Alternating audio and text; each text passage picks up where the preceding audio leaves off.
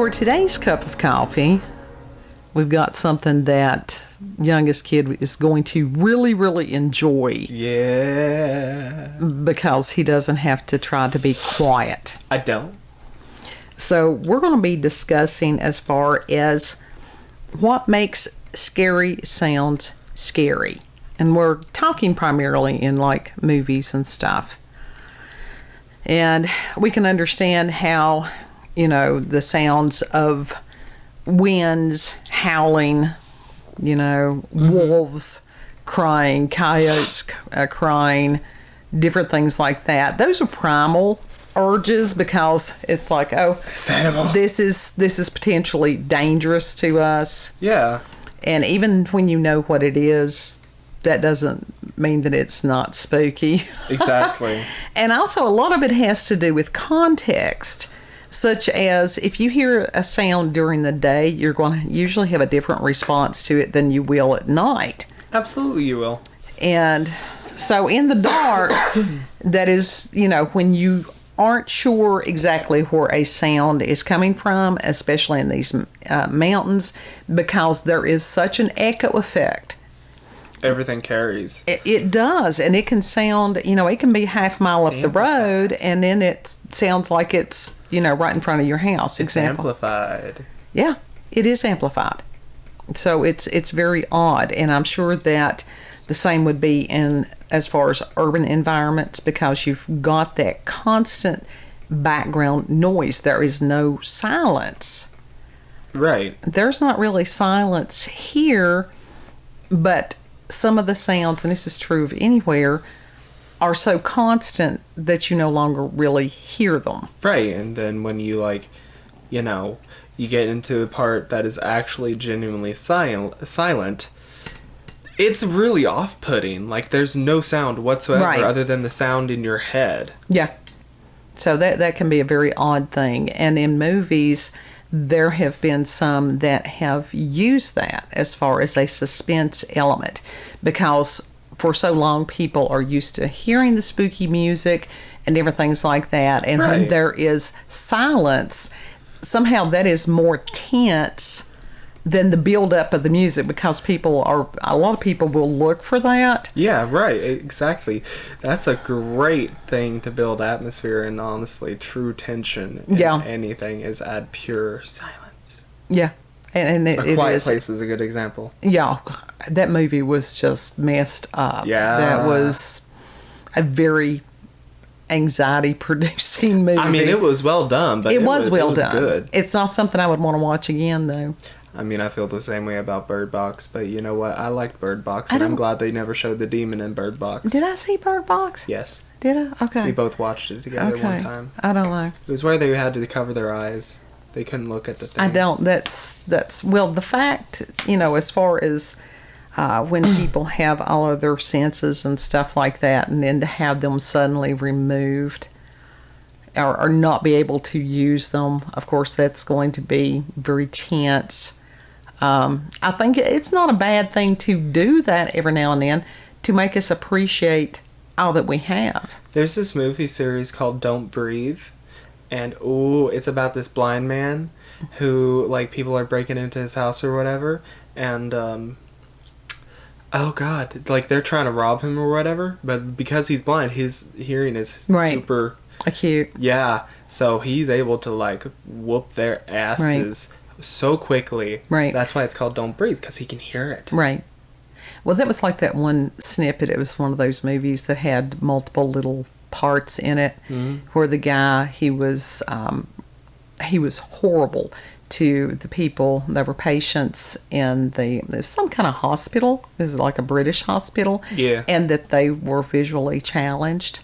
Mm-hmm. And he had that huge Doberman or whatever it was, and he was just remarkably cruel. And let's see, I was trying to think if they were blind, weren't they?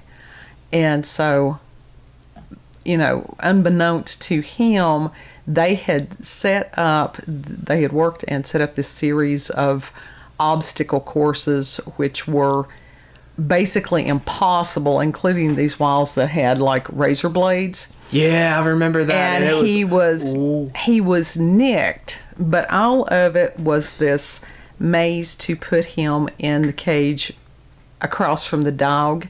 Right. And the dog had not been fed in days. Which is absolutely horrifying. And we know what happened Absolutely. At the end, and he got what he deserved. Well, and even on that, because they did not show it in graphic detail, what the mind can imagine a lot of times is better than anybody could put on the screen. Oh, the imagination is a wonderful thing sometimes. Oh, Alfred Hitchcock was a master at doing that. He really was. He was, yeah, cool, odd little dude, but he was really cool and just brilliant at what he did. I like the birds in Psycho. Oh, and Rearview Window. Yeah, that just lots of good stuff, and of course, Norman Bates. Yeah. That was just amazing. That's etched on everybody. Speaking of sounds, we have one of our kitties here that is Kiska, and not all cats are graceful, I will tell you that. He is certainly not one of the graceful cats at all. So those types are, not controlled sounds within our environment. He struggles to breathe a lot, but you know what? That's okay because he's in the house. So, hopefully his breathing gets better because he's in the house. Yeah, well, he's loved and he's here, and we do the best we can. Yeah. And so, anyhow, non-linear music or noise. Non-liminal spaces. Non-linear noise.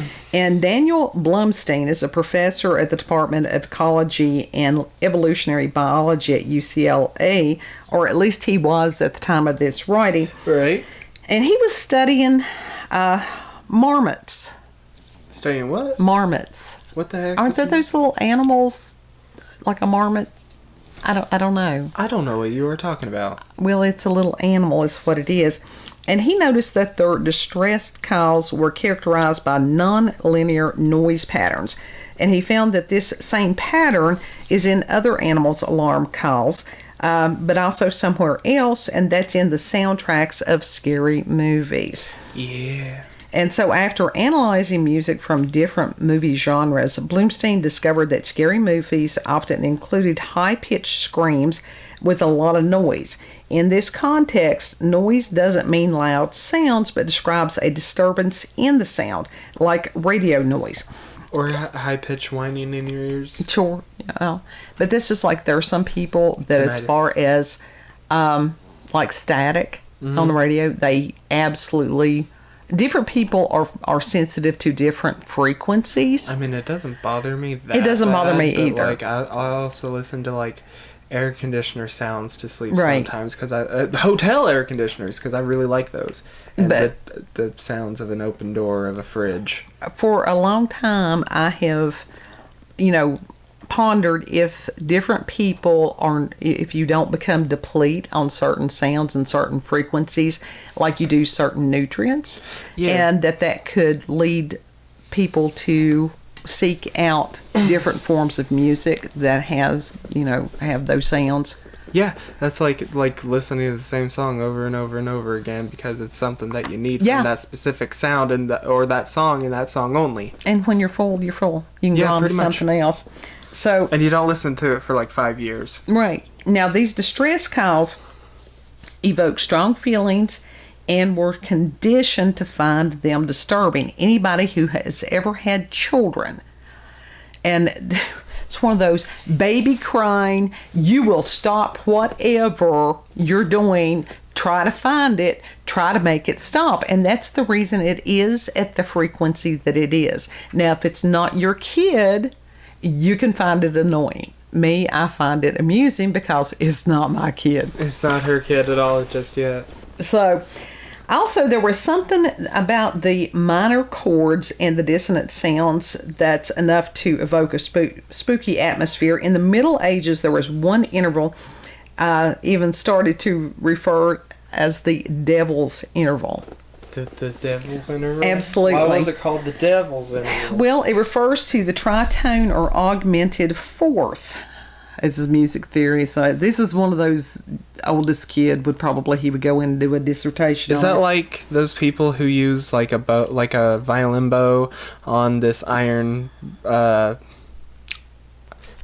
string or whatever? Well, there was a sound on some of it, sort of, kind of.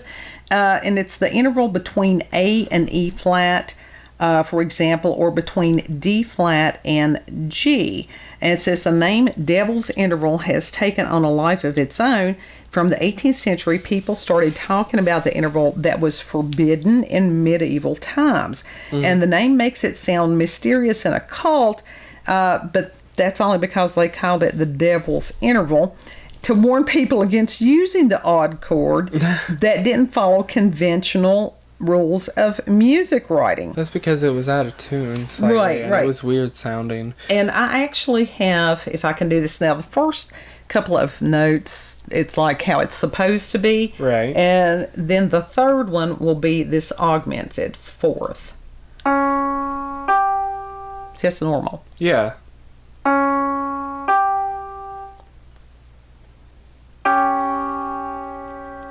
Yeah, that's the slightly out of tune keyboard Right, sound. right. Piano And sound. this has been used, people at Halloween usually know this.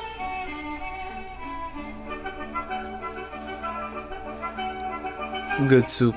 And within this, there's a lot, the opening of it is what is the main part of that, Right.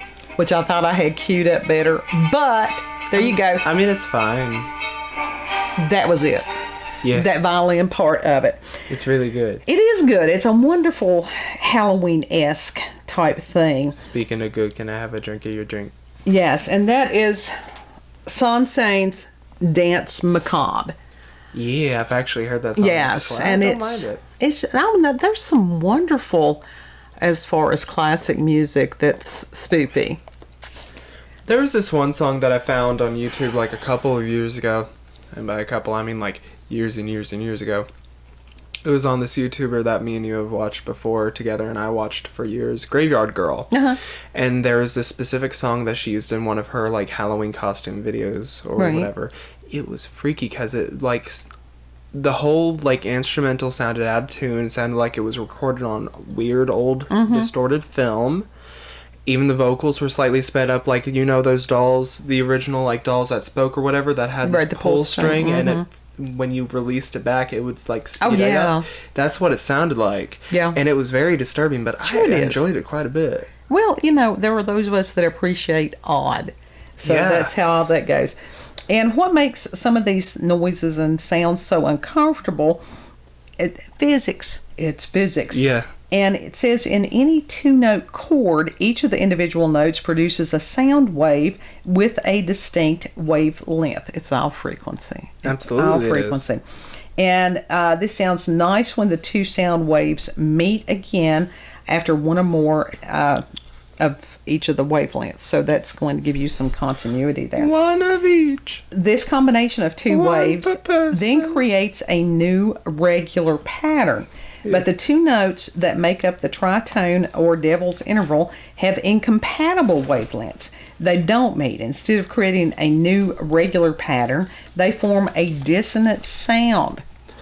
People seek out, what's that, the Fibonacci code? Is that what it is? What is it I'm trying to think of? It's about remember. symmetry is what it is. Yeah. And so that is something that people seek out is symmetry. Mm-hmm. Whether, and this is a form of it, whether it's visual, whether it's auditory, anything like that. I personally am a fan of symmetry. It sets my OCD to ease. Yeah, it does. But within that, the people that are not usually disturbed by asymmetry, small children, infants. They're not disturbed by asymmetry? No, they're not, because they have done studies where they will show them like pictures of faces or whatever, and they're not, the eyes are not where they're supposed to be, nor is the mouth or the nose, and it will still, the baby will smile because it's not yet, I don't want to say programmed to know what is normal, but programmed to know what is normal. Yeah, they just see a happy face with a good vibe and that's it. Yeah, pretty much. And that is one of the things when somebody, it looks different or whatever, that people stare, and sometimes people, I mean, that's a natural response. Oh God, children stare all the time. It's like, what are you looking at? But it's like, I mean, we're talking regular people at this point. Yeah. You know, big people and stuff. It's very weird when people stare at you. Well, sure, it's there's a difference between somebody looking and that uncomfortable, what the hell are you looking at stare. Yeah, that's when you look at them and be like, "Hey, is there a problem? But Can when I have you my face back?" But when you have people that have physical anomalies, deformities, whatever like that, it's for them to get upset because somebody looks. That is human nature. It's what you do beyond the, this is recognizing that this pattern is asymmetrical. Right. That's like the people who stare at the disabled people who are in wheelchairs or whatever. Right. They maybe look a little different, but they're still people just as much, and they deserve just as much respect as. Absolutely, they do. It's not going into this big, ethical whatever. It is a matter of human nature, and it's like that's why the people that had different challenges as far as the freak shows, why they were able to support themselves is because it was just a matter, people are going to look anyhow, so why should they not get paid for people to look at them? Right, I think it's just because of the mistreatment that they, were put through, some of them were. Some of that was myth. When you go back and research it, and you want me to tell you who took these people's jobs away? Some of these know-it-all do-gooders that they didn't, the people that were in the sideshows and the freak shows. The self-righteous ones. And they didn't ask for help. They didn't want this done. Somebody else decided that this was a terrible thing without consulting the people that it was going to affect directly. Right. Because once again, people are people. There are plenty of people that do need help, are asking for help, and why these people don't help those people is beyond me. Because they got their priorities all messed up, they're out of whack. Well, the thing is, a lot of it, they really don't want to help. That's true. They want other people to think that they're helping. Yeah, it's just a matter of keeping up appearances. So, anyhow, high-pitched, non-linear noise and dissonant intervals generate feelings of unease that make them perfect for scary music. But that still doesn't cover all aspects of scary music. What about the low drone sound used in the background of many films to generate suspense? There's also low drone songs put in modern music now. Sure. And I've got some different examples of droning sounds.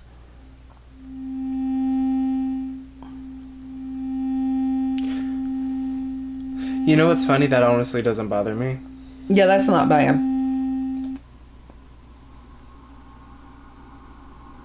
That sounds like something you would sleep to. Yeah, that sounds like ambient music. That just sounds like liminal space music. I like that. That's actually very comforting for me. It makes me feel like I'm just floating out there in space.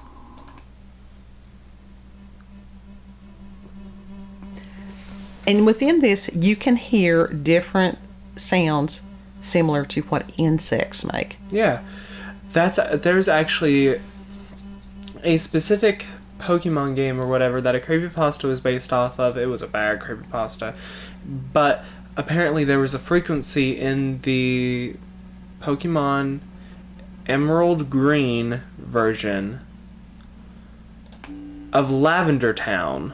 You may have heard of Lavender Town before. But probably. Anyway, the song apparently did really horrible things, give people headaches, make them really sick. Yeah. Because some people are more sensitive to certain frequencies than others. Right. And but some of these things, we can't hardly hear them. There was a high frequency, it was a deterrent for teenagers that was used for a period of time. Can't remember if it was in the 80s or whatever. Because there are certain high frequencies that only younger people can hear. The LRADs. I know not of which language. So basically, it's just a giant loud speaker that is for cops and military to use. No, it was nothing like that. The LRAD. No, as far as within the stores. Yeah. Those LRADs, it was just a matter of that it would pulsate anything, not just the eardrums, but the whole body. Yeah, it was mostly used to disperse large crowds. Yes. Like picketing or... Right.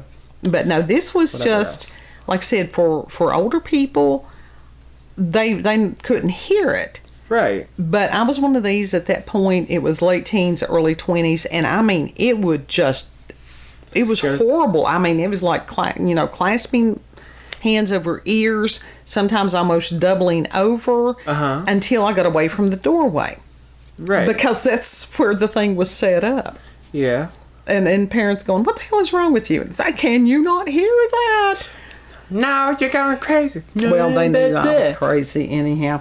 Going crazy my ass. So, but now, and you can understand some of those low droning sounds that after a while, it would get on your nerves. Oh, absolutely will. It's like a mosquito buzzing in your ear for 24/7. But there are towns in the United States that have reported these low droning sounds for years.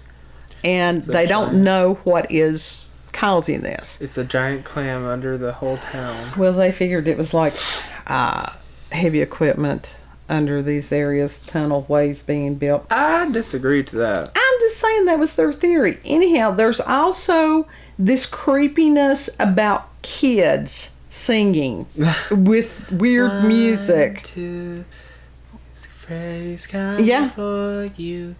3. And so some of this, it's, what makes them scary is because they were put in scary films. Yeah, exactly. And it's the expectation. Right.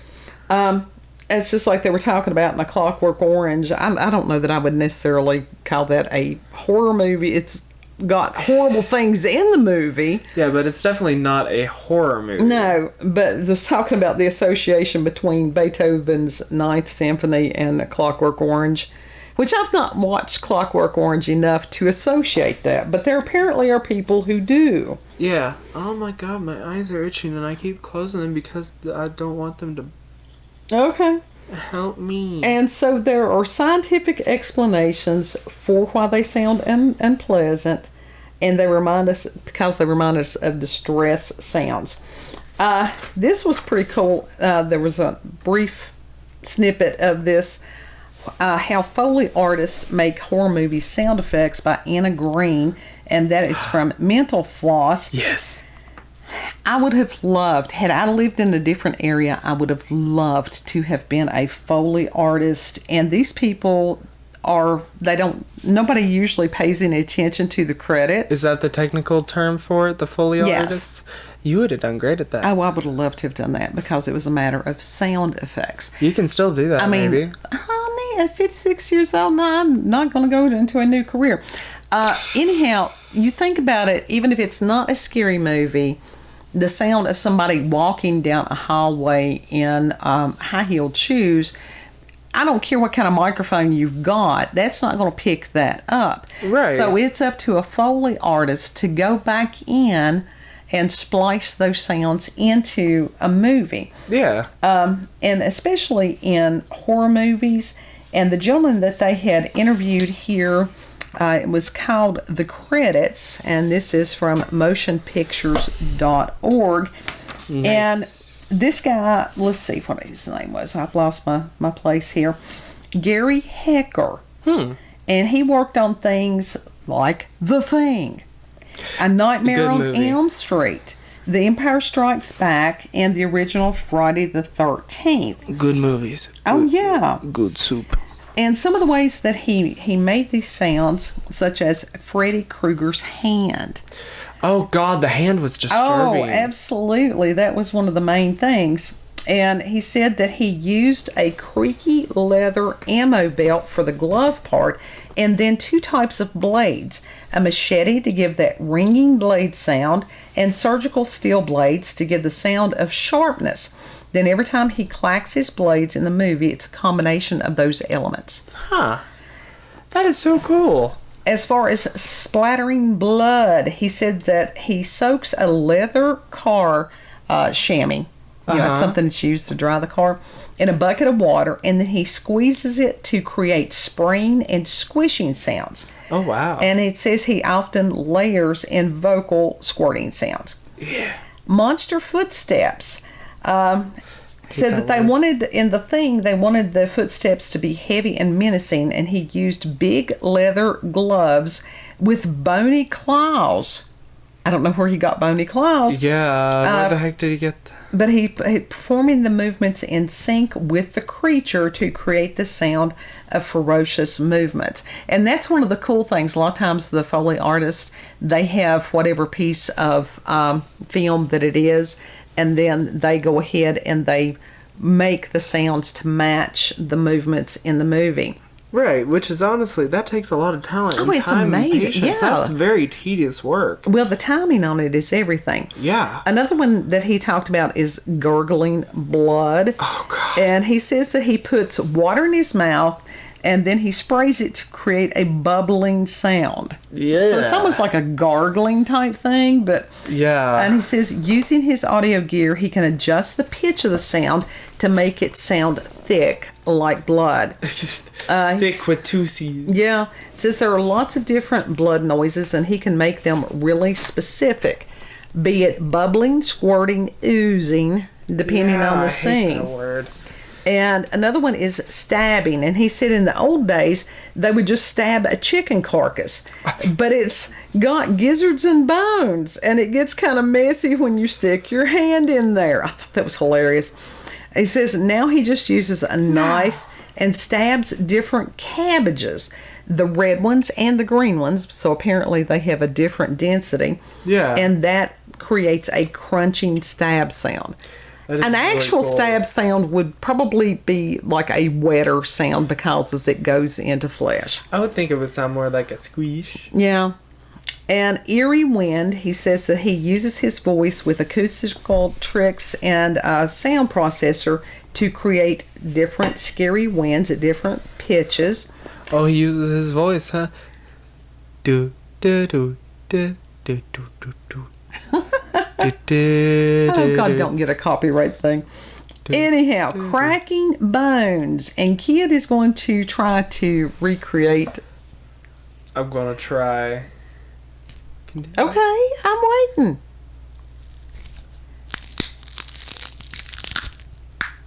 Yep, that is old school. That is just absolute. That was a good old one. school. You did an excellent job on that. And before movies and stuff like that, the people, the Foley artists that did in radio just amazed me. And of course, that was a stalk of celery. Yeah. And here's the aftermath. Sometimes that don't do that. I can snack on that later. He will wrap a chamois around it and crack it in half. So that sounds like the bone breaking under the skin. Mm-hmm. And then he says for the gooey stuff, he layers a wet chamois and his voice, so it sounds like bones cracking and blood spraying. Oh. Creaking stairs, he says that he has this really cool old creaky rocking chair. Oh, that is really cool. I thought that was neat. Monster noises with the help of a pitch shifter. See, again, that's why I like the old radio. They didn't have any of this stuff. That he can imitate animal or creature sounds depending on what kind of creature or monster is on screen, be it growling, breathing, snorting, or hissing. Then inside a creature's mouth. Yeah. It says the first movie that he ever worked on was Empire Strikes Back, and there's a scene where they're walking inside a creature's mouth on his tongue. Oh, God. Is that like Marvelous Misadventures of Flapjack? No, it says where they walk on Bubby's tongue. I don't know. It's from The Empire Strikes Back.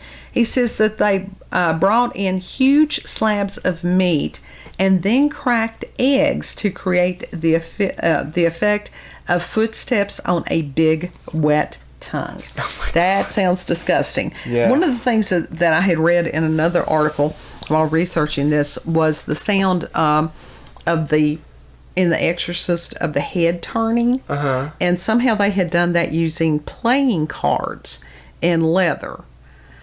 Index cards don't work.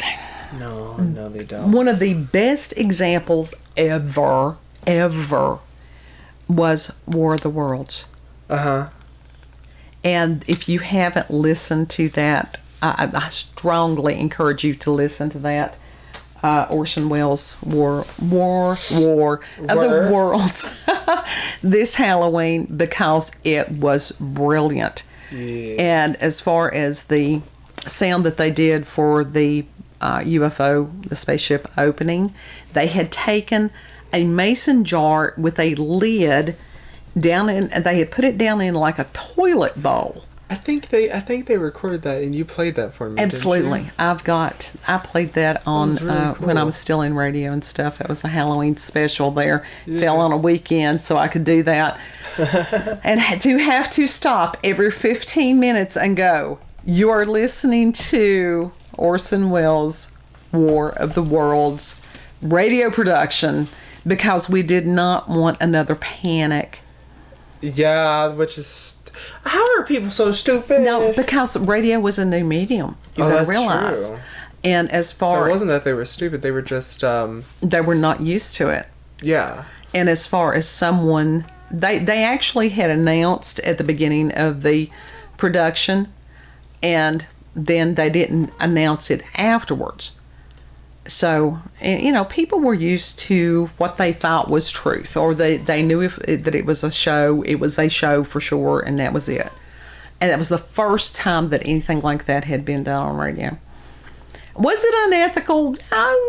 Maybe. I don't know that he understood that the response would be the way that it was. Right. But that also shows us the power of different types of media. Absolutely. So people thought my stuff was real on TikTok. Yeah. So lots of different things. Notice the sounds. On some of it, it's always fun to close your eyes and listen to some of the things in horror movies, or to vice versa, just turn the sound off and watch the action and see if you get a different response. Sometimes when I'm playing horror games or whatever, I actually turn the main game sound off and I just play my music on top of it. Yep. And that helps. Yeah. Seriously, that makes it less scary for me. Well, and it's like Nosferatu. You can, the truly silent, you could put any kind of music behind that and it would totally change the perception of what you're watching.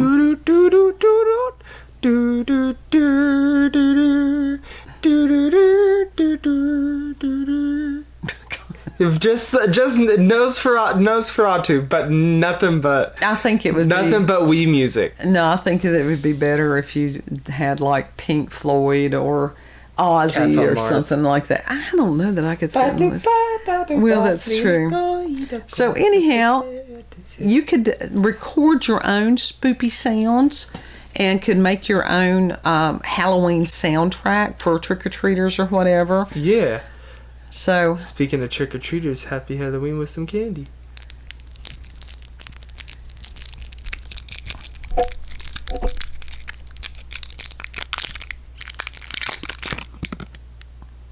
This child could honestly make noise with a marshmallow, and has. So I knew that he would enjoy this one because he didn't have to be quiet. Yeah. So if you've had encounters with the paranormal, supernatural, you can go ahead while I'm doing this. Experiences with UFOs, aliens, cryptids, noisy children's. This is a trick-or-treat bag. Well, they could, and that's part of it, is if you tell somebody that something, that's that power of persuasion, and they'll make it work in their head. So if you have local, regional, family myths, legends, if you have secrets as far as making spoopy sounds, any of that stuff, just send us an email to cupofcoffeewithscream@gmail.com, and we'll see you on the next cup. Thank you for sharing part of your day with us and having coffee with us. Know that you're loved, and we ask that you be blessed. Subscribe. Bye. Subscribe.